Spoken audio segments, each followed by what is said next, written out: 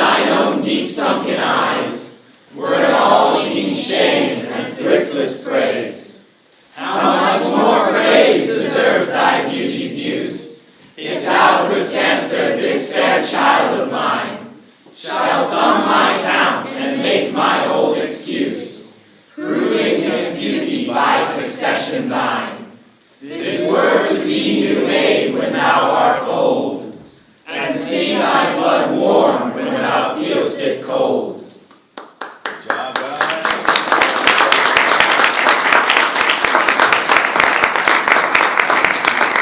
All right, they're going to their spots, and we will start the show.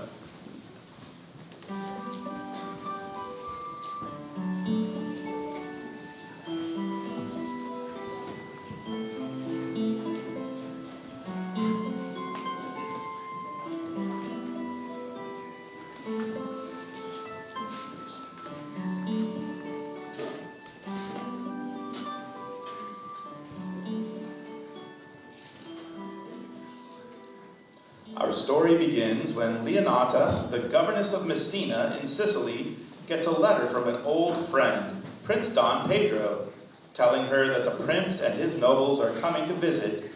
The visitors have just won a war against Don Pedro's wicked half-brother, Don John, who was spared by his brother and arrives at the estate with the other troops.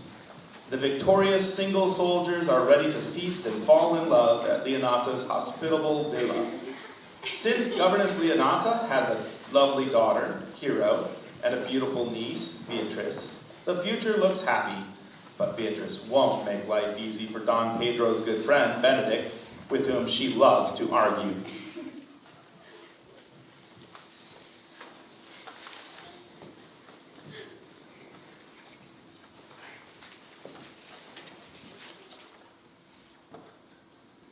I learn in this letter that Don Pedro of Aragon comes this night to Messina. He is very near. He was not 3 leagues off when I left him. How many gentlemen have you lost in this action? But few of any sort, and none of them. I find here that Don Pedro hath bestowed much honor upon a young Florentine called Claudio. Much deserved on his part. He hath borne himself beyond the promise of his age. I pray you, is Signor Montanto returned from the wars, or no? I know none that name, lady. What's he that you ask for, niece? My cousin means Signor Benedict of Padua. Oh, he's returned, and as pleasant as ever he was. I pray you, how many hath he killed and eaten in the wars? But how many hath he killed? For indeed, I promise to eat all of his killing. You must not, sir, mistake my niece. There is a kind of merry war betwixt Signor Benedict and her. They never meet, but there's a skirmish of wit between them. Who is his companion now? He hath every month a new sworn brother. He is most in the company of the right and noble Claudio. Ah, he will hang upon him like a disease. God help the noble Claudio. If he have caught the Benedict, it will be 1,000 pound ere he be cured. I will fence you, lady. Do, good friend. Don Pedro's approached.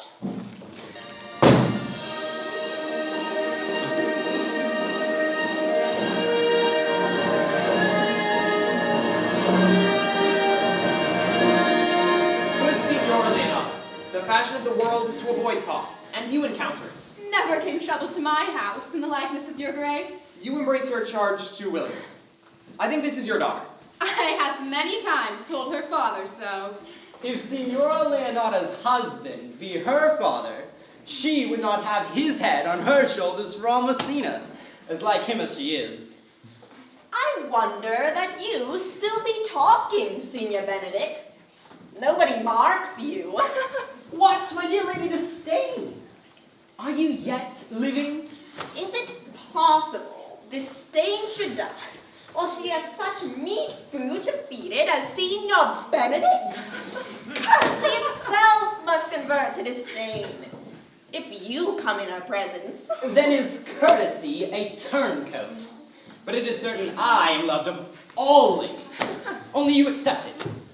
But truly, I love none. A dear happiness to women. I am of your humor for that. I had rather hear my dog bark and crow than a man swear he loves me. God keep your ladyship still in that mind, so some gentleman or other shall scape a scratched face. Scratching could not make it worse, and 'twere such a face as yours were. I would my horse had the speed of your tongue. But keep your way, in God's name. I've done. You always end with a jade's trick. I know you of old. Signor Benedict and Signor Claudio, my good friend Leonata hath invited you all. I tell her we shall stay here at least a month. Yeah! Let me bid you welcome, sir. Having been reconciled to the prince your brother, I owe you all duty. I thank you. I am not of many words, but I thank you. Please it your grace lead on. Your hands, Leonata. We will go together. Claudio now reveals his love for Leonata's daughter Hero, for which he is mocked by Benedict, but promised help by Don Pedro. Benedict, didst thou note the daughter of Signor Leonata? I noted her not, but I looked on her. Is she not a modest young lady? Why, if methinks she is too low for a high praise, too brown for fair praise, and too little for a great praise. Only this commendation can I afford her, that were she other than she is, she were unhandsome, and being no other, but as she is, I do not like her. I pray thee tell me truly how thou likest her. Would you buy her that you inquire after her? Can the world buy such a Jew? Yea, and a case to put it into. But I hope you have no intent of turning husband, have you? I would scarce trust myself, though I had sworn the contrary if fair Hero would be my wife. Is't come to this? Shall I never see a bachelor of 80 again? What secrets hath held you here, that you followed not to Leonatus? Your grace, he is in love. With who? Mark how short his answer is. With Hero, Leonata's short daughter. Amen if you love her, for the lady is very well worthy. That I love her, I feel. That she's worthy, I know. That I neither feel how she should be loved, nor know how she should be worthy, is the opinion that fire cannot melt out of me. I will die in it at the stake. You were always an obstinate heretic in the despite of beauty. That a woman conceived me, I thank her. That she brought me up, I likewise give her most humble thanks. But all women shall pardon me, because I will live a bachelor. I will see thee, ere I die, look pale with love. With anger, with sickness, or with hunger, my lord, but not with love. Examine your conscience, and so I leave you. My liege, your highness now may do me some good. Hath Leonata any son, my lord? No child but Hero. She's her only heir. Dost thou affect her, Claudio? Oh, my lord, I liked her ere I went to wars. If thou dost love fair Hero, cherish it, and I will break with her and her mother. I know there will be some reveling tonight. I will assume thy part in some disguise, and tell fair Hero that I am Claudio. Then in her bosom I'll unclasp my heart. Then after will I break with her mother, and the conclusion is, she shall be thine. Antonia tells her sister, Leonata, about Claudio's love for Hero.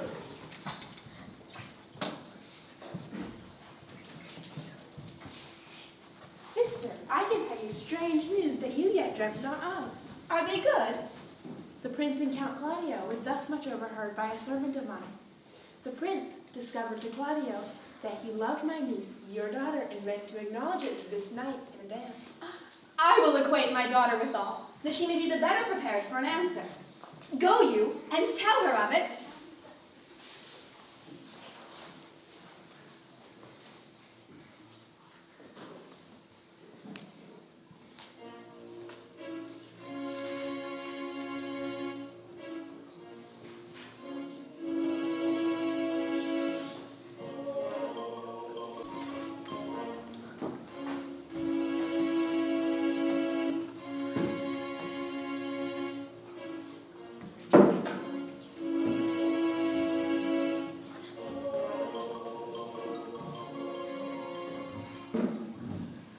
The rebellious Don John, who had been forgiven by his brother Don Pedro, still wants to harm his brother.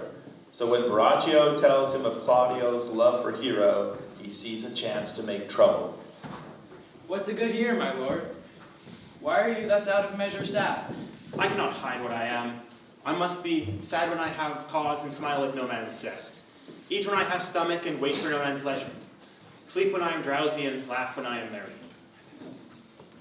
Yet, but you must not make the full show of this.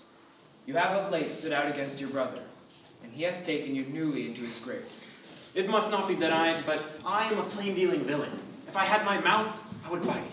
If I had my liberty, I would do as my liking. But in the meantime, let it be that I am.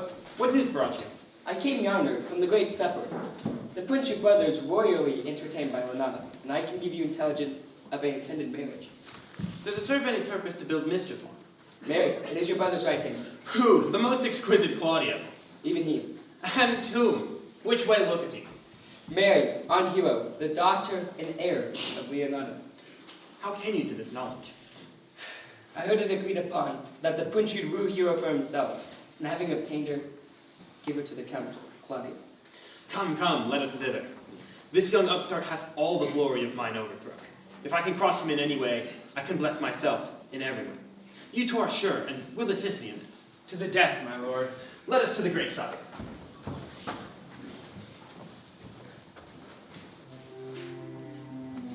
After dinner, Leonata relaxes in the garden before the masquerade and worries that Beatrice will never find a husband. When the masked party begins, everyone enjoys hiding their true identity.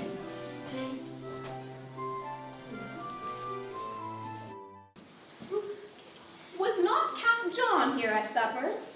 I saw him not. How tartly that gentleman looks. I never can see him, but I am heartburned an hour after. He is of a very melancholy disposition. He were an excellent man that were made just in the midway between him and Benedict. The one is too like an image and says nothing, and the other too like my lady's eldest son, evermore tattling. And then half of Signor Benedict's tongue in Count John's mouth, and half of Count John's melancholy in Signor Benedict's face. With a good leg and a good foot, aunt, such a man would win any woman in the world. By my troth, niece, thou wilt never get thee a husband, if I be so shrewd of thy tongue. Oh, I could not endure a husband with a beard on his face. I had rather lie in the woolen. You may light on a husband who hath no beard. What should I do with him? Dress him in my apparel and make him my waiting gentlewoman? He that hath a beard is more than a youth, and he that hath no beard is less than a man. And he that is more than a youth is not for me, and he that is less than a man, I am not for him. Well, niece, I hope to see thee one day fitted with a husband. Not till God make men of some other metal than earth. No, aunt, I am none. Daughter, remember what I told you. If the prince do solicit you in that kind, you know your answer. The revelers are entering, sister. Make us room.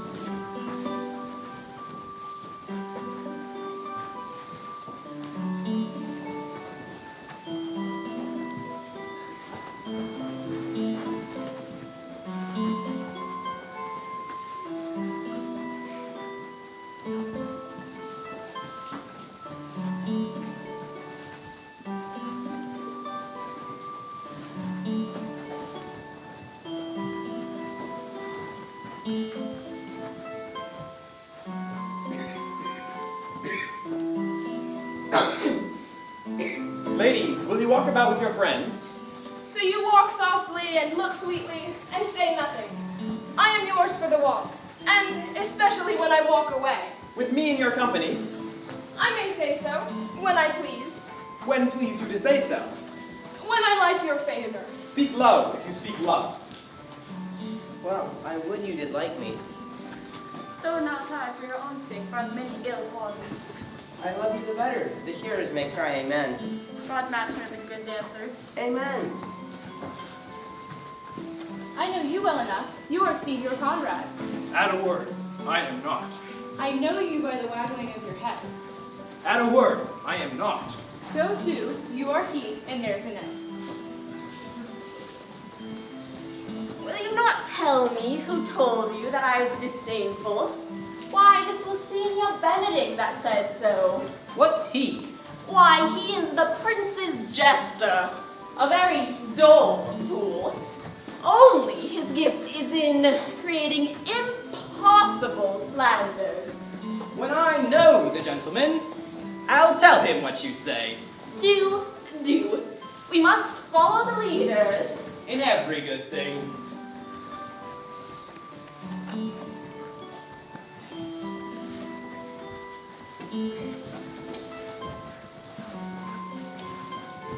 During the dance, Don John tries to make trouble. He tells Claudio that the prince is secretly in love with Hero and woos her for himself.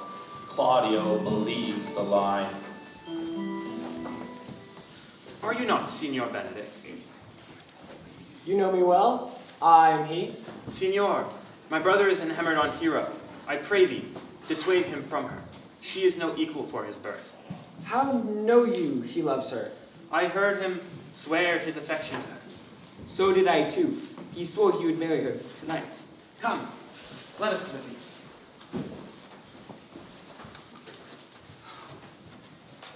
Thus answer I in the name of Benedict, yet hear these ill news with the ears of Claudio. 'Tis certain, the prince woos for himself. Friendship is constant in all things save love. Farewell, therefore, Hero. Count Claudio, the prince hath got your Hero. I wish him joy of her. I'll leave you. Why, how now, Signor? Where's the Count? Did you see him? Truth, my lord. I found him here. Melancholy. The Lady Beatrice hath some quarrel to you. The gentleman that danced with her told her she is much wronged by you.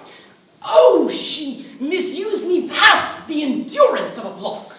She told me, not thinking I had been myself, that I was the prince's jester.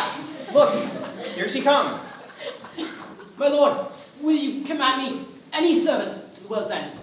I will go on the slightest errand rather than hold a 3 words conference with this harpy. You have no employment for me. None, but to desire your good company. So, here is a dish I love not. I cannot endure my lady tongue. Lady, come. You have lost the heart of Signor Benedict. Indeed, my lord, he lent it to me a while. Therefore, your grace may well say I have lost it. You've put him down, lady. You've put him down. I brought Count Claudio, whom you sent me to seek. Why, how now, Counts? Wherefore are you sad? Not sad, my lord. How then? Sick? Neither, my lord. The Count is neither sad, nor sick, nor merry, nor well, but something of that jealous complexion. Count, take of me my daughter, and with her my fortune. His grace hath made the match, and all grace say, Amen to it. Speak, Count. 'Tis your cue. Silence is the perfectest herald of joy. I were but little happy if I could say how much. My lady, as you are mine, I am yours. Speak, cousin. Or, if you cannot, stop his mouth with a kiss, and let him not speak neither. In faith, lady, you have a merry heart. Yea, my lord, I thank it, poor fool, it keeps on the windy side of care. My cousin tells him in his ear that he is in her heart. And so she doth, cousin. Oh, for alliance. Thus goes everyone to the world but I, and I am sunburnt. I may sit in a corner and cry, hey-ho, for a husband. Lady Beatrice, I will get you one. I would rather have one of your father's getting. Had your grace ne'er a brother like you? Your father got excellent husbands, if a maid could come by them. Will you have me, lady? No, my lord, unless I might have another for working days. Your grace is too costly to wear every day. But I beseech your grace, pardon me. I was born to speak all mirth and no matter. To be merry best becomes you, for without a doubt, you were born in a merry hour. No, sure, my lord. My mother cried. But then there was a star danced, and under that was I born. Niece, will you look to the things I told you of? Cousins, God give you joy. She is an excellent lady, but she cannot endure to hear tell of a husband. Oh, by no means. She mocks all her wooers out of suit. She were an excellent wife for Benedict. If they were but a week married, they would talk themselves mad. County Claudio, when mean you to go to church? Why, tomorrow, my lord. Not till Monday, my dear son. Count Claudio, I will in the interim undertake one of Hercules' labors, which is to make the Lady Beatrice and the Signor Benedict into a mountain of affection, one with the other. My lord, I am for you. As am I, my lord. And you too, gentle hero. I will do any modest office, my lord, to help my cousin to a good husband. Go in with me, and I will tell you my drift.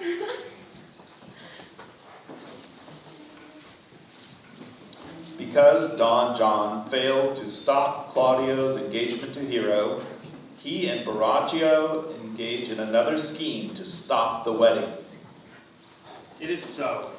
The Count Claudio shall marry the daughter of Leonardo. Yea, my lord, but I can cross it. Any bar, any cross, any impediment will be medicinable to this marriage. Tell me, how canst thou cross this marriage? I think I told your lordship a year since how much favor I am of Margaret, the late hero's gentlewoman. I do remember. Go then, find Don Pedro and Claudio alone. Tell them that Hero loves me. They will scarcely believe this without trial. Offer them to see me at her chamber window, the very night before the intended marriage, and there shall appear such seeming truth of Hero's disloyalty. Be cunning in the working this, and thy fee is 1,000 ducats.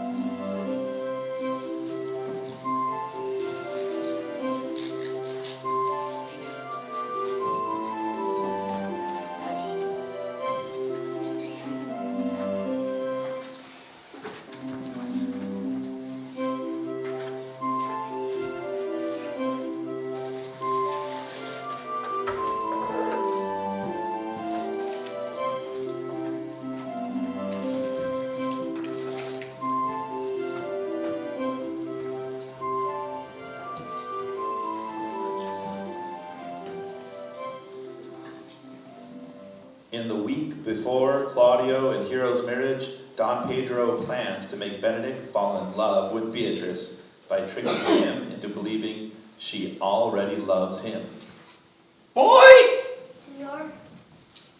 In my chamber window lies a book. Bring it hither to me in the orchard. I'm not ready, sir.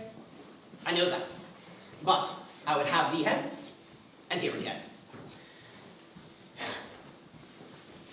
I do much wonder that one man, seeing how much another man is a fool when he dedicates his behaviors to love, should become the argument of his own scorn by falling in love. Such a man is Claudio. May I be so converted? Ha! Love shall never make me such a fool. One woman is fair, yet I'm well. Another wise, yet I am well. Another virtuous, yet I am well. But to all graces be in one woman will not come in my grace. Rich shall she be, that's certain. Wise, or I'll not. Virtuous, or I'll never cheapen her. Fair, or I'll never look on her. Mild, or come not near me. Noble, or not I for an angel. Of good discourse, an excellent musician, and her hair shall be of what color it please God. Ha! The prince and Monsieur Love, I will hide me in the arbor. Come, shall we hear this music? Yea, my good lord. See you where Benedict hath hid himself? Oh, very well, my good lord. Come, Balthazar, we'll hear that song again. Is not it strange that sheep's guts should hail souls out of men's bodies? Sigh no more, ladies. Sigh no more. Men were deceivers ever. 1 foot in sea and 1 on shore. To one thing constant never. Then sigh, not so, but let them go. And be you, blithe and bonny, converting all your sounds of woe into, hey, nonny nonny. By my troth, a good song. And an ill singer, my lord. No, Faith, thou singest well enough. And he had been a dog that should have howled thus, they would have hanged him. Come hither, Leonard. What was it you told of me today that your niece Beatrice was in love with Signor Benedict? Oh, I did never think that lady would have loved any man. No, nor I neither. Is't possible? Sits the wind in that corner? Maybe she doth but counterfeit. There was never counterfeit of passion that came so near the life of passion as she discovers it. Why, what effects of passion showed she? Bait the hook well. This fish will bite. What effects, my lord? Why, you heard my daughter tell you how. She did indeed. How? How, pray you? You amaze me. I should think this a girl, but that the white-haired lady speaks it. Has she made her affection known to Benedict? No, and swears she never will. That's her torment. It were good that Benedict knew of it by some other. If she will not come upon it, yes. To what end? He would make but a sport of it and torment the poor lady worse. She's an excellent sweet lady, and out of all suspicion, she is virtuous. And she is exceeding wise. In everything but loving Benedict. I pray you, tell Benedict of it, and hear what he will say. Word good, thank you. Hero thinks surely she will die ere she make her love known.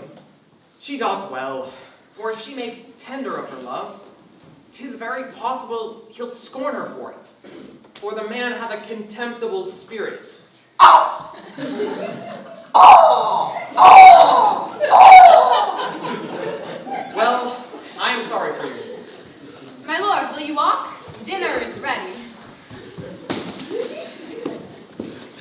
If he do not dote on her upon this, I will never again trust my expectations. Let there be the same net spread for Beatrice. That must Hero and her gentlewoman care. Let us send her to call him for dinner.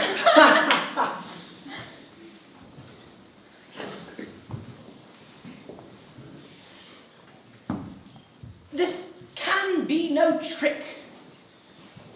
They have the truth of this from Hero. Love me. Why? It must be requited. I will be horribly in love with her. Doth not the appetite alter? The man loves the meat in his youth, which he cannot endure in his age. The world must be peopled. When I said I would die a bachelor, I did not think I should live till I were married. Here comes Beatrice. By this day, she's a fair lady. I do spy some marks of love in her. Against my will, I am sent to bid you come in to dinner. Fair Beatrice, I thank you for your pains. I took no more pains for those thanks than you take pains to thank me. If it had been painful, I would not have come. You take pleasure, then, in the message. Yea, just so much as you may take upon a knife's point. Fare you well. Ha! Against my will, I'm sent to bid you come in to dinner. There's a double meaning in that. If I do not take pity on her, I am a villain.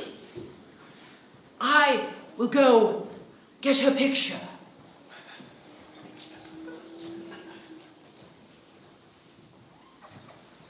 Now the ladies must somehow convince Beatrice that Benedict is in love with her. Good, Margaret. Find my cousin Beatrice and tell her I and Ursula and Audrey walk in the orchard and our whole discourse is of her. This is thy Albus. Fare thee well in it and leave us alone. I'll make her come. I will warn you presently. And now Ursula and Audrey, when Beatrice doth come, our talk must only be of Benedict. When I do name him, let it be thy part to praise him more than ever man did merit. My talk to thee must be how Benedict is sick in love with Beatrice. Now begin. But are you sure that Benedict loves Beatrice so entirely? So says the prince and my betrothed lord. And did they bid you tell her of it, madam? They did entreat me to acquaint her of it, but I persuaded them, if they loved Benedict, to wish him wrestle with affection, and never to let Beatrice know of it. Why did you so? I know he doth deserve as much as may be yielded to a man, but nature never framed a woman's heart of prouder stuff than that of Beatrice. Disdain and scorn ride sparkling in her eyes. She cannot love. True. It would not be good she knew his laws, lest she make sport at it. Why, you speak truth. I never yet saw a man, how noble, how wise, young, how rarely featured, but she would spell him backwards. Yet, sure. Such carping is not commendable. Yet tell her of it. Hear what she will say. True, but who dare tell her so? If I should speak, she would mock me into air. Just tell her. No, rather, I will go to Benedict and counsel him to fight against his passion. She cannot be so much without true judgment as to refuse such a rare gentleman as Signor Benedict. He is the only man in Italy. Always accepted, my dear Claudio. When are you married, madam? Why, every day. Tomorrow. Come, go in. I'll show thee some attires, and have thy counsel which is best to furnish me tomorrow. She's blind, I warrant you. We have caught her, madam. If it proves so, then loving goes by haps. Some Cupid kills with arrows, some with traps.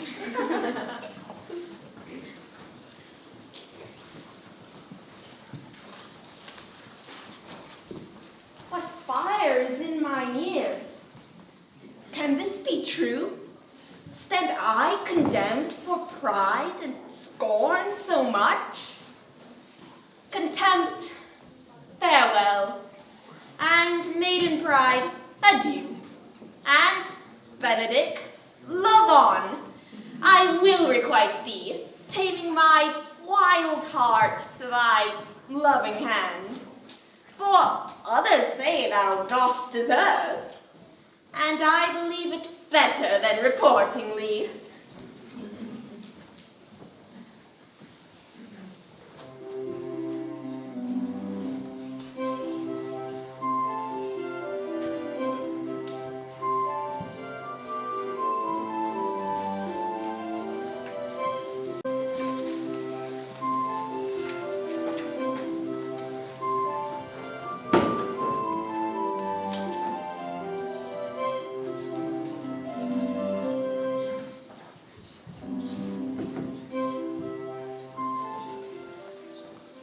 The trick has worked, and Benedick has fallen in love with Beatrice, so he pulls Leonata aside to ask permission to marry her.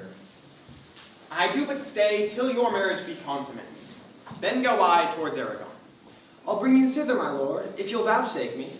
Gallants, I am not as I have been. I hope he be in love. Hang him, truants. If he be sad, he wants money. Well, everyone can master grief, but he that has it. Conclude he is in love. Old Signora, walk aside with me. I have studied 8 or 9 wise words to speak to you, which these hobby horses must not hear. By my troth, to break with her about Beatrice. Don John now enacts his plan to make Hero appear unfaithful to Claudio. My lord and brother, God save you. I would speak with you. In private. If it please you, though Count Claudio may hear, for what I have to speak of concerns him. What is the matter? Means your lord should be married tomorrow. You know he does. I know not that when you know what I know. If there be any impediment, I pray you discover it. You may think I love you not. Let that appear hereafter. I have come hither to tell you the lady is disloyal. Who? Hero? Even she. Your hero, Leonata's hero, every man's hero. May this be so? I will not think it. Come with me tonight, and you will see your chamber window entered even the night before her intended marriage. If you love her then, tomorrow wed her, but it would better fit your honor to change your mind. If I see anything tonight why I should not marry her tomorrow in the place where I should wed her, there will I shame her.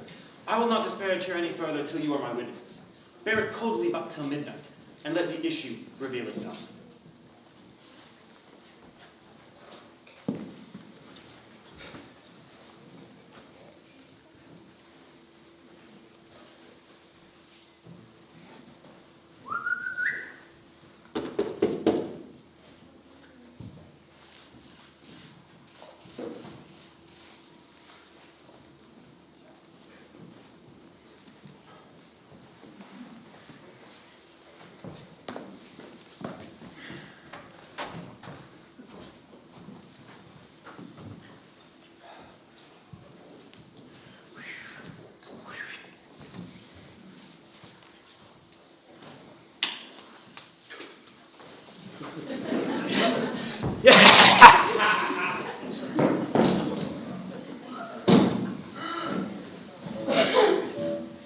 The uneducated constable of the town, Dogberry, and his assistant Burgess arrive to keep watch during the night. Dogberry loves big words, even though he doesn't understand what they mean. He gives his watchmen instructions, the first being to do absolutely nothing if they see any crime.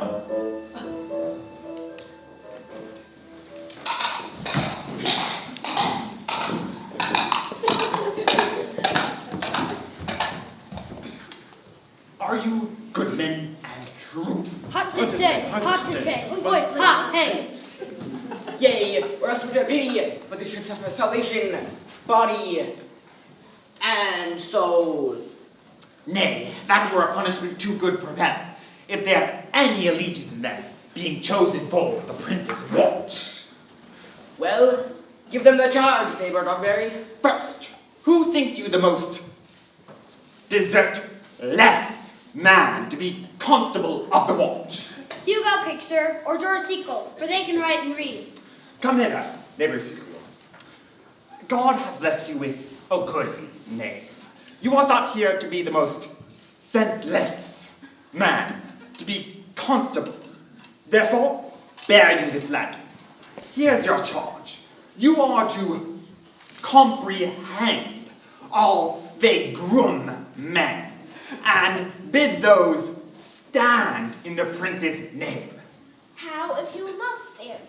Why then, take no note of him, but let him go, and call the rest of the watch together presently, and thank God that we are rid of a name.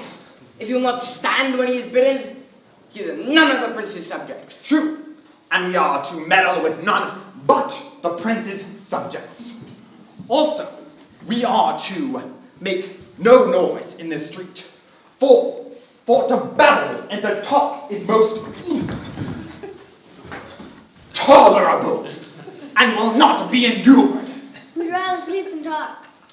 Why, you speak like a most ancient and quiet watchman, for I cannot see how sleeping should offend. Only take care that your bills not be stolen. Well, you are to call upon all the alehouses and bid those that are drunk. Get them to bed. How if they will not? Why then, let him alone till he is so. And if they give you not the better answer, say that they're not the men you took them for. Yes, sir. If you meet a thief, it is better to,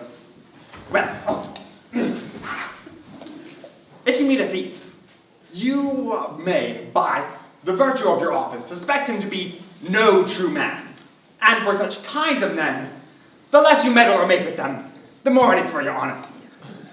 If we know to be a thief, showing all hands on him. True, by your office, you may. But the most peaceable way for you is to let him show what he is and steal out of your company. This is the end of the charge. You, constable, are to present the prince's own name. If you meet the prince in the night, you may stay him. By Our Lady, I think he cannot. 5 shillings to 1 aunt. For anyone who knows his statutes, he may stay him. Marry, not without the prince be willing, for the watch ought to offend no man, and it is an offense to stay a man against his will. By Our Lady, I think it be so.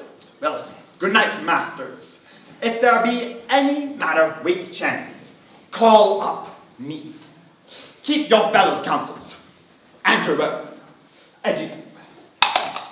Well, sisters, we hear our charge.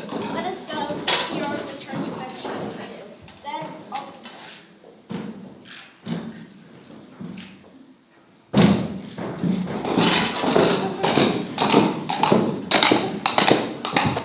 One word more, honest neighbors.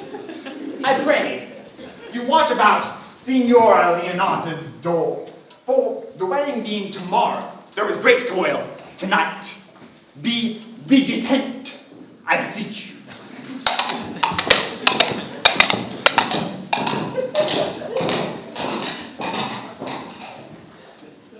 The watchman, resting on the church bench, happened to overhear Don John's men discussing the deception regarding Hero.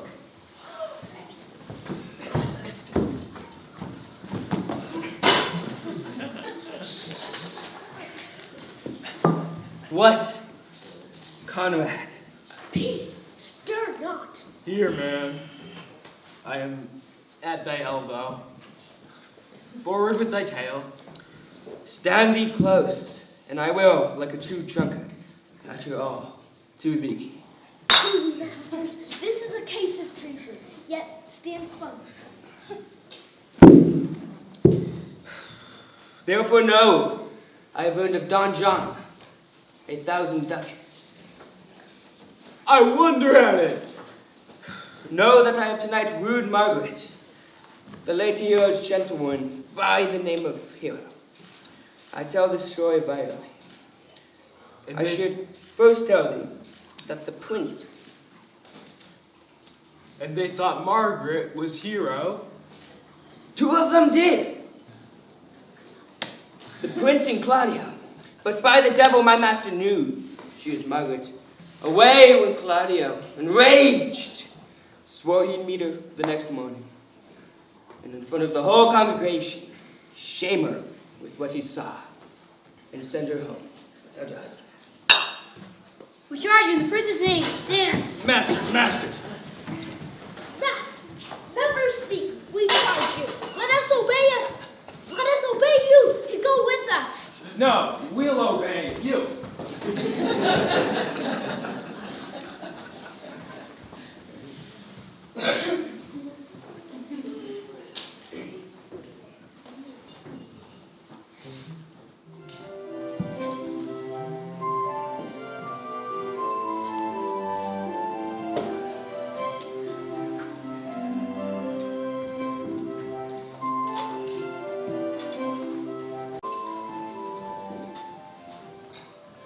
In the women's apartment, Hero prepares for her wedding, but cannot help feeling a sense of foreboding. When Beatrice arrives, Margaret teases her about wishing for a husband. Good Ursula, wake my cousin Beatrice and desire her to rise. I will, lady. And bid her come hither. Well, troth, I think your other bravado were better. No, pray thee, good Meg, I'll wear this. By my troth, it is not so good, and I warrant your cousin will say so. My cousin's a fool, and thou art another. I'll wear none but this. I like the new tie with an excellency, if the hair were a thought browner, and your gown so rare a fashion. If faith, I saw the Duchess of Milan's gown that they praise so. A that exceeds, they say. It is a nightgown in respect of yours. Yours is worth 10 on it. Oh, God give me joy to wear it, for my heart is exceeding heavy. Good morrow. Good morrow, sweet hero. Why, how now? Dost thou speak in a sick tune? I am out of all other tune, methinks. Ah, 'tis almost 5 o'clock, cousin. 'Tis time you were ready. By my troth, I am exceeding ill. Hey-ho. For a hawk, or horse, or husband. For the letter that begins them all. H. Madam, withdraw. The prince, the count, Senior Benedict, Don Joy, and all the gallants of the town are come to fetch you to church. Help to dress me, good coz, good Meg, good Margaret, and good Ursula and Audrey.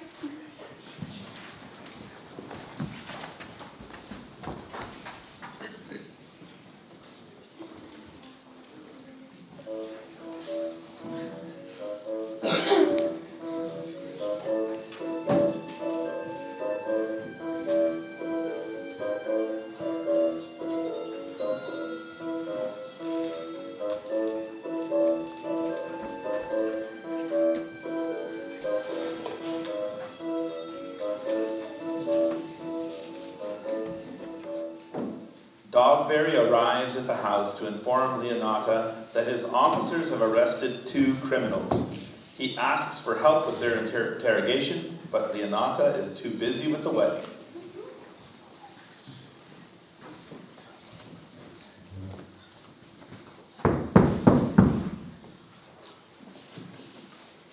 What would you with me, honest neighbor? Mary, ma'am, we would have some confidence with you that discerns you near. Brief, I pray you, for you see, it is a busy time with me. Mary, this it is. Yes, indeed, it is, ma'am. What is it, good friends? Good man Burgess speaks a little off the matter. An old man, ma'am. His wits are not so blunt as, God help, I would desire they were, but as honest as the skin between his brows. Neighbors, you are tedious. It pleases your worship to say so. But we are the poor Duke's officers. And for my part, if I were as tedious as a king, I would find it in my heart to bestow it all upon your worship. All thy tediousness on me, eh? Yea, and 'twere 1,000 pound more than 'tis. For I hear more good exclamation on your name than any woman in the city. Although I be a poor man, I'm glad to hear it. And so am I. I would fain know what you have to say. Our watch tonight had sent a couple of errant knaves, as any in Messina. Good old man Versions. He will be talking. As they say, when the age is in, the wit is out. God help us.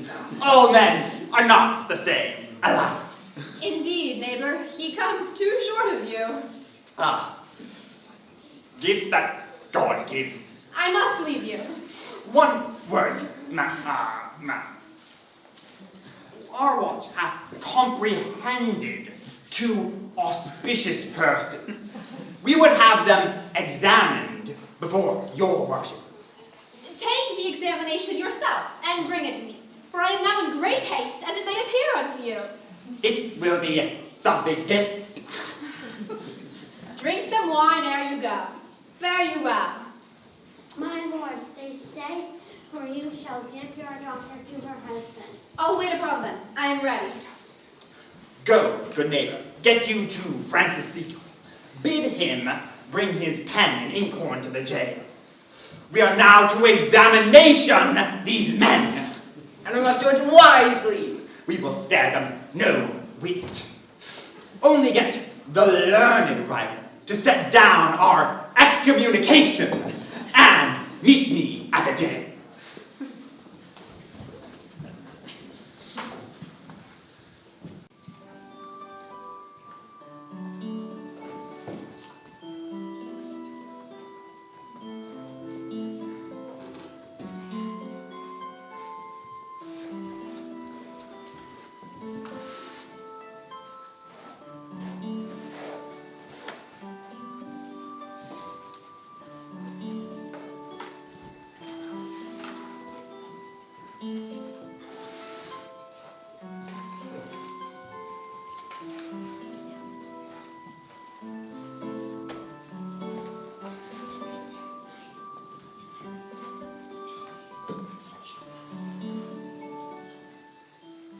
The day of the wedding has arrived, but the ceremony doesn't go as Hero had hoped.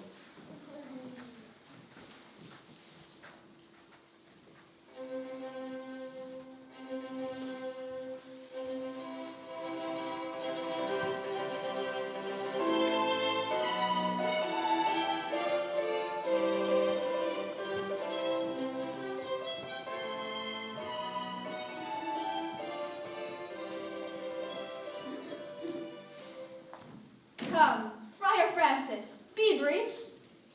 You come hither, my lord, to marry this lady? No. To be married to her. Friar, you come to marry her.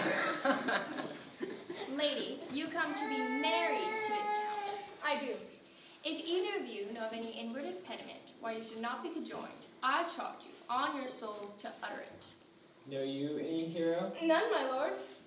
Stand thee by, friar. Mother, will you with free and unconstrained soul give me this maid your daughter? As freely, son, as God did give her me. There! Take her back again, Leonata. Give not this rotten orange to your friend. She's but the sign and semblance of her honor. See how like a maid she blushes here, but she is none.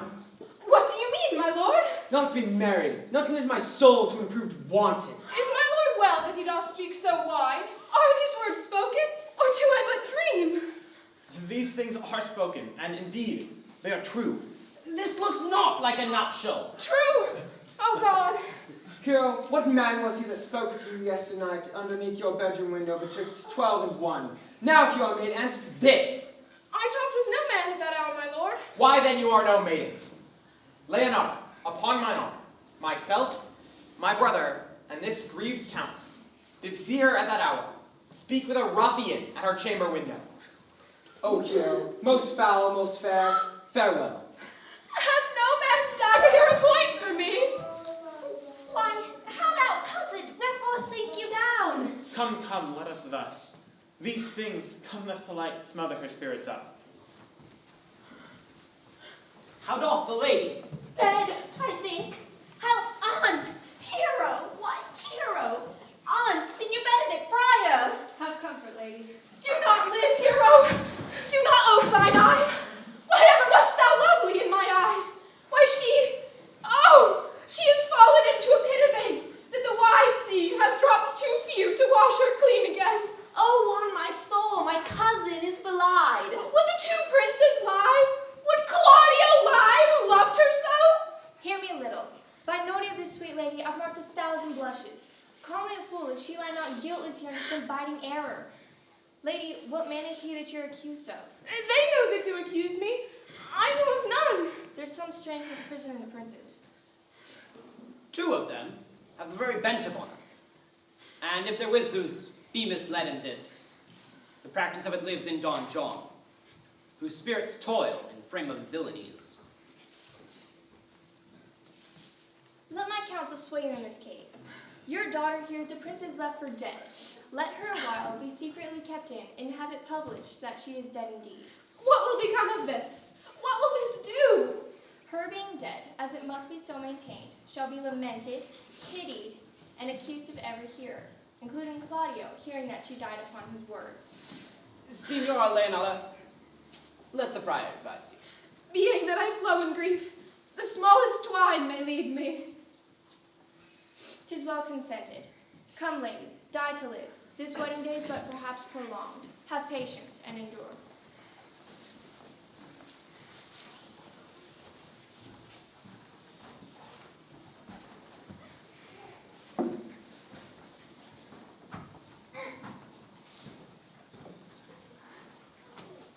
Lady Beatrice, have you wept all this while? Yea, and I will weep a while longer. Surely I do think your fair cousin is belied and wrong. Oh, how much might the man deserve of me that would right her? I do love nothing in the world so well as you. Is not that strange? As strange as the thing, I know not. It were as possible for me to say I love nothing so well as you. But believe me not, and yet I lie not. I confess nothing, nor I deny nothing. I am sorry for my cousin. By my sword, Beatrice, thou lovest me. You have stayed me in a happy hour. I was about to protest I loved you. And do it with all thy heart. I love you with so much of my heart that none is left to protest. Come, bid me do anything for thee. Kill Claudio. Ha! Not for the wide world. You kill me to deny it. Farewell. Tarry, sweet Beatrice. I am gone though I am here. There is no love in you. Nay, I pray you, let me go. Is Claudio thine enemy? Is it not approved in the height of villain that have slandered, scorned, dishonored my kinswoman? Oh, that I were a man! I would eat his heart in the marketplace. Hear me, Beatrice. Sweet hero, she is wronged, she is slandered, she is undone. Enough! I am engaged. I will kiss your hand, and so I leave you. By this hand, Claudio shall render me a dear account. Go, comfort your cousin. I must say she is dead. And so, farewell.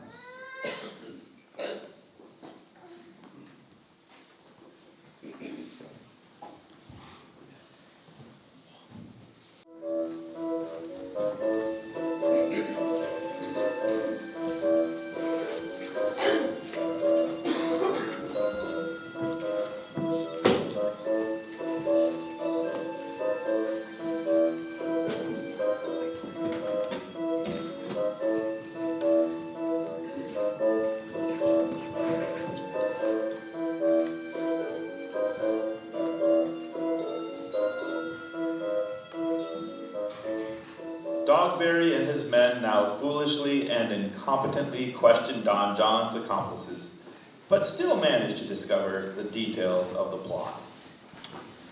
Is our whole dissembly appeared? Which be the malefactors? Yea, that I have, and my partner. Nay, that's certain. We have the exhibition to examine. But which are the offenders that are to be examined? Let them come before Master Constable. Mary, let them come before me. What is your name, friend? Borachio. Write down Borachio. Yo, sir. I am a gentleman, sir, and my name is Conrad. Write down Master, Gentleman, Conrad. Masters, do you serve God? Aye, sir. We hope. Write down that they hope they serve God. Masters, it has been proven already that you are little better than false names. Mary. How answer you to this? Sir, we say we are none.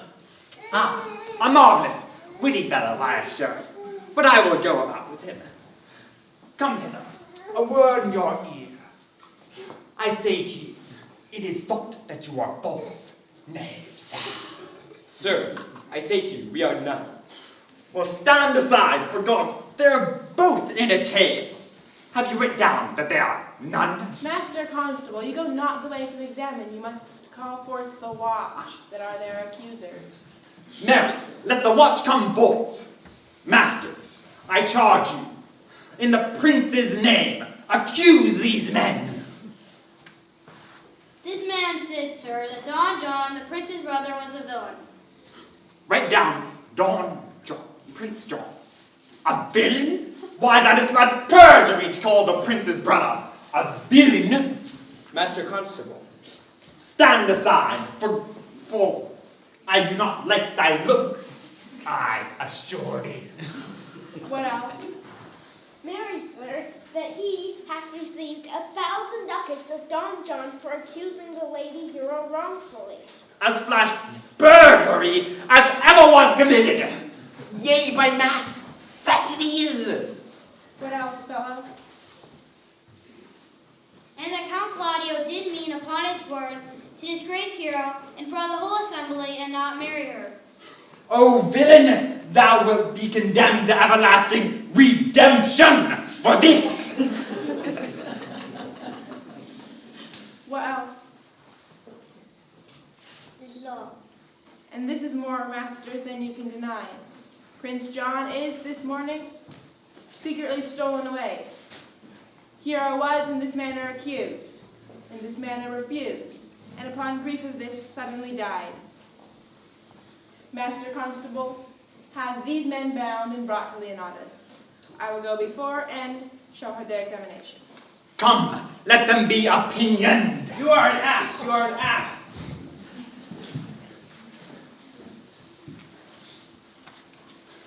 Dost thou not suspect my place? Dost thou not suspect my years? Oh, that he were here to write me down an ass!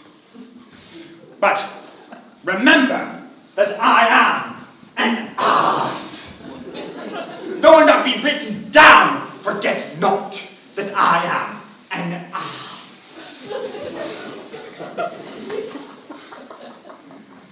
Bring them away. Oh, that are written down in ass.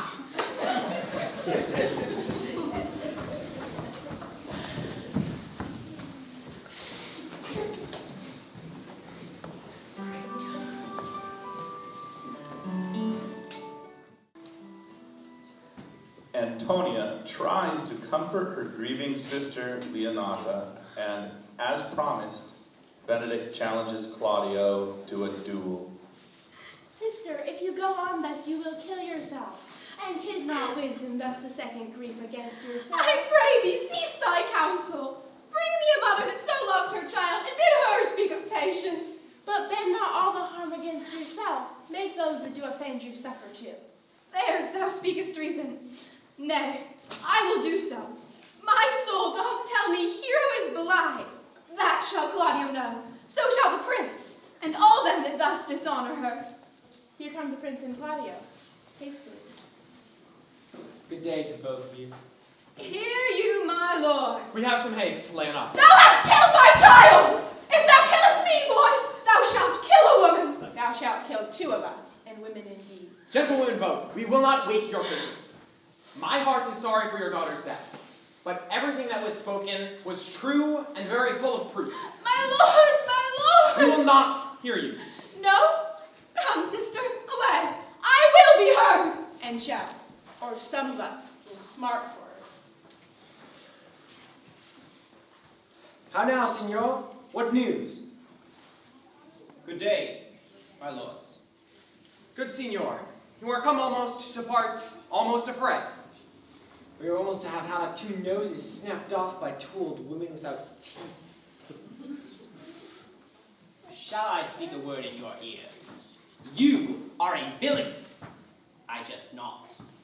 I will make it good how you dare, with what you dare, when you dare. You have killed an innocent lady, and her death shall fall heavy on you. Fare you well, boy. You know my mind. My lord, for your many courtesies, I thank you. I must discontinue your company. Your brother the bastard is fled from Messina. You have among you killed a sweet and innocent lady. As for my Lord Lackbeard there, he and I shall meet again. And until then, peace be with him. He is in earnest. Most profound earnest. And he hath challenged thee. Most sincerely. After Benedict's challenge, Dogberry and his men arrive to reveal that they have learned information about Don John's devious plan.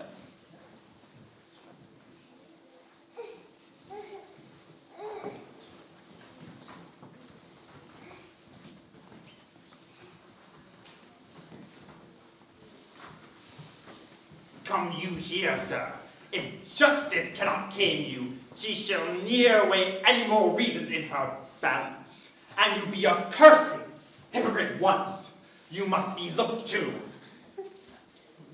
Why, how now? 2 of my brother's men bound? Borachio 1. Officers, what offense have these men done? Now, sir, they have committed false report. Moreover, they have spoken untruths. Secondly, they are slanderers. 6th, and lastly, they have belied a lady. Thirdly, they have verified unjust things.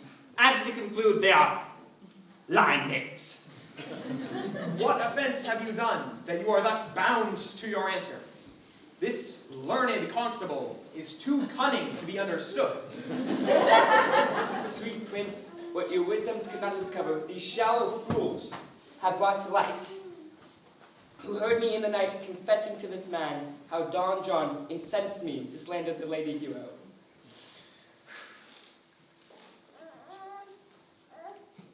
Did my brother set thee on to this? Yea, and paid me richly for the practice of it. And fled is he upon this villainy. He is composed and framed with this treachery. Sweet hero! By this time, our sexton hath reformed Signor Leonata of the Mountain. But masters, remember to specify, when the time shall serve, that I am anonymous. Here comes Mistress Antonia, Leonata, and Antonia too. Which is the villain? Let me see his eyes. If you look on your honor, look on me. Art thou the slave that with thy breath hast killed mine innocent child? Yea, even I alone. Nay, not so, villain. Thou beliest thyself. Here stand a pair of honorable men. A third is fled, who had a hand in it. I thank you, princess, for my daughter's death. Record it with your high and worthy deeds. 'Twas bravely done. I know not how to pray your patience, yet sinned not I, but mistaken. By my soul, nor I. I cannot bid you bid my daughter live. But I pray you, possess the people in Messina here how innocent she died. Hang an epitaph upon her too. Tomorrow morning, come you to my house, and since you could not be my son-in-law, be yet my nephew. My brother hath a daughter, almost a copy of my child instead. Give her the right you should have given her cousin, and so dies my revenge. Oh, good madam, your overkindness doth bring tears from my eyes. I do embrace your offer. Tomorrow, then, I'll expect your coming. Tonight I take my leave. This naughty man shall face to face be brought to Margaret, whom I think was packed in all this wrong. No, I swear she was not. Moreover, ma'am, though this matter may not be white and black, the plaintiff, the offender, did call me an ass. Let it be remembered in his punishment. I thank thee for thy care and honest pains. Thou speakest like a most reverend and thankful youth. I praise God for thee. There's for thy pains. God save the foundation. Go! I discharge thee of thy prisoners, and I thank thee. I leave an errant knave with your worship, which I beseech your worship to correct yourself for the good of others. God preserve your worship. I wish thy worship well. God restore you to health. I humbly give you leave to depart.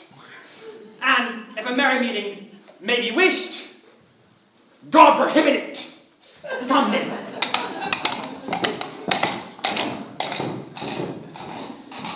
Until tomorrow morning, lords, farewell. Farewell, my lords. We look for you tomorrow. We will not fail. Bring you these fellows on.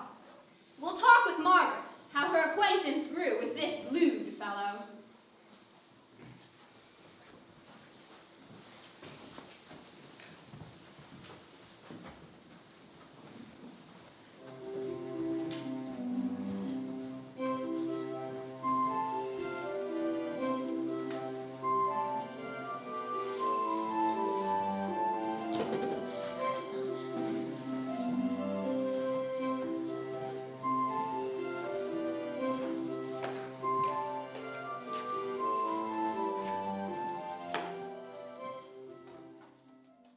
In Leonata's garden, Benedict tries to write love poetry to Beatrice, and when they meet, informs her that he has challenged Claudio to a duel. I pray thee, sweet Mistress Margaret, deserve well at my hands by helping me to the speech of Beatrice. Will you then write me a sonnet in praise of my beauty? Thy wit is as quick as the greyhound's mouth. It catches. I pray thee, call Beatrice.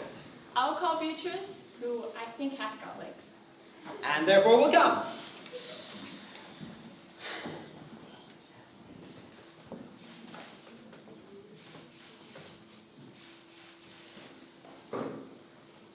The God of love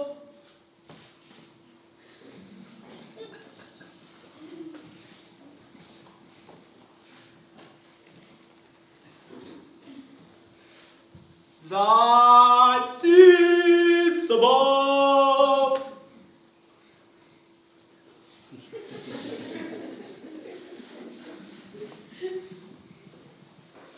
and knows me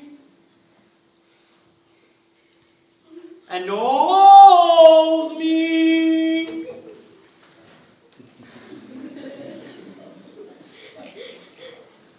how pitiful I deserve.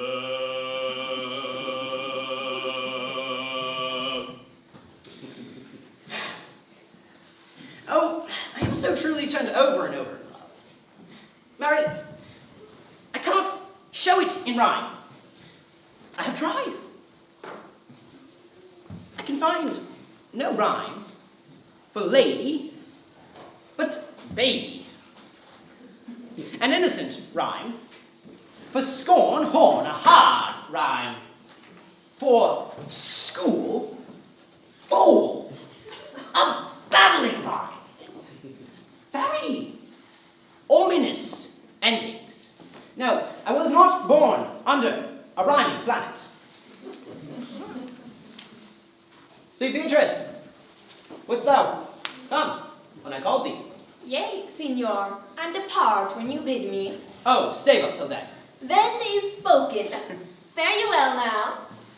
But ere I go, let me go with that I came, which is with knowing what hath passed between you and Claudio.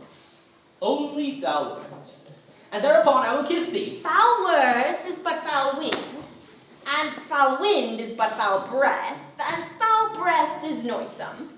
Therefore I will depart unkissed. But I must tell thee plainly, Claudio undergoes my challenge. And now, I pray thee,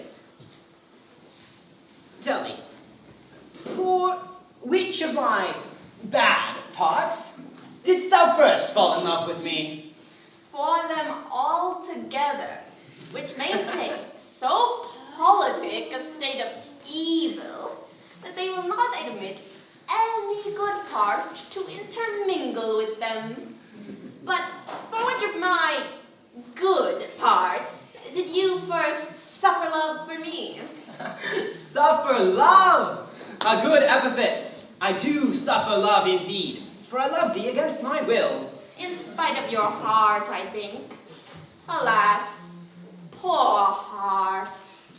Thou and I are too wise to live peaceably. And now tell me, how doth your cousin? Very ill. And how do you? Very ill, too. Serve God, love me, and men. And there I must leave you too, for here comes one in haste. Madam, you must come to your aunt. It is proved our lady here have been falsely accused. The Prince and Claudio mightily abused. And Don John is the author of all. Who is floating gone? Will you come presently?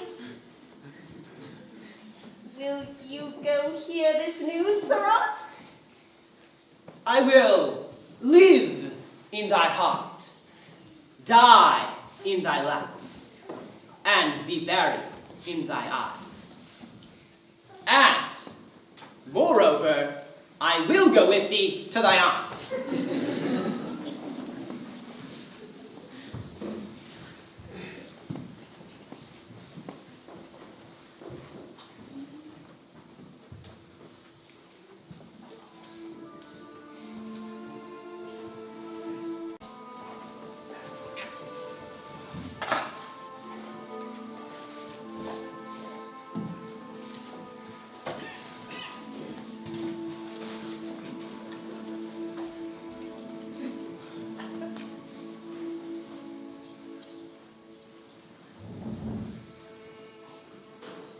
Don Pedro and Claudio come to mourn at Hero's tomb, believing that they killed her with their false accusations.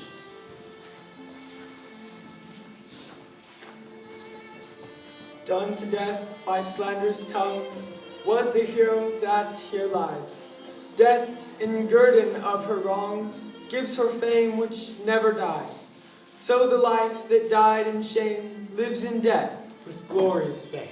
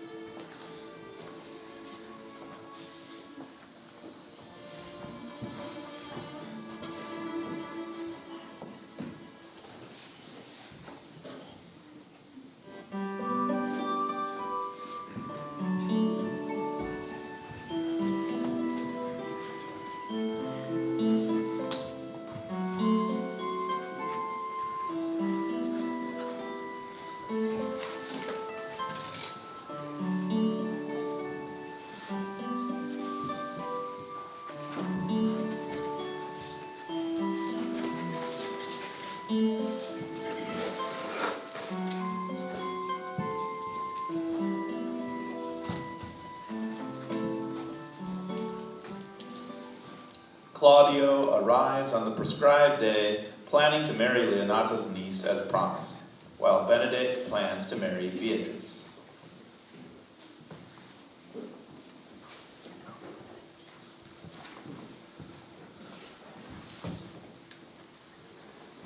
Did I not tell you she was innocent? So are the prince and Claudio, who accused her upon the error you heard debated. Well, I am glad all things sort so well. Well, daughter, and you gentlemen all, withdraw into a chamber by yourselves, and when I call for you, come hither masked. Friar Francis, I must entreat your pains, I think. To do what, senor? To bind me, or undo me. One of them. Signor Leonardo, truth it is, good signor, that your niece regards me with an eye of favor. The sight of which I think you had from me, from Claudio, and the prince. But what's your will? Your answer, ma'am, is enigmatical. But for my will is this day to be conjoined in the state of honorable marriage, in which, good friar, I shall desire your help. My heart is with your liking. And my help. Here come the prince and Claudio.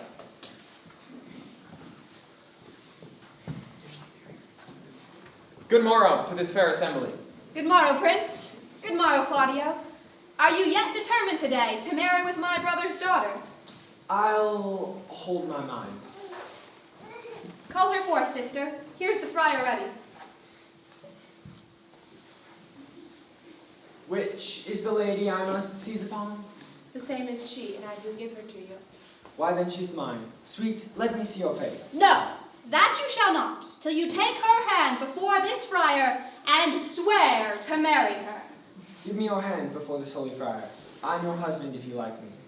And when I lived, I was your other wife. And when you loved, you were my other husband. Another hero! One hero died defiled, but I do live. And as surely as I live, I am a maid. She died, my lord, but dwells her slender lip. All this amazement can I qualify. When the holy rites are ended, I will tell you largely of fair hero's death. Meanwhile, let wonders seem familiar, and to the chapel let us presently. Soft and fair, friar. Which is Beatrice? I answer to that name. What is your will? Do not you love me? Why, no. No more than reason. Why then, your aunt, the prince, and Claudio were all deceived. They swore you did. Do not you love me? Troth, no. No more than reason. Why then my cousin, Ursula, Audrey, and Margaret are much deceived, for they did swear you did. They swore you were almost sick for me. Swore that you were well nigh dead for me. Well, 'tis no matter. Then, you do not love me? No, truly, but in friendly recompense. Oh, come, cousin, I am sure you love the gentleman. And always sworn upon it that he loves her. For here's a paper written in his hand, a halting sonnet of his own pure brain, fashioned to Beatrice. And here's another, written in my cousin's hand, stolen from her pocket, containing her affection unto Benedict.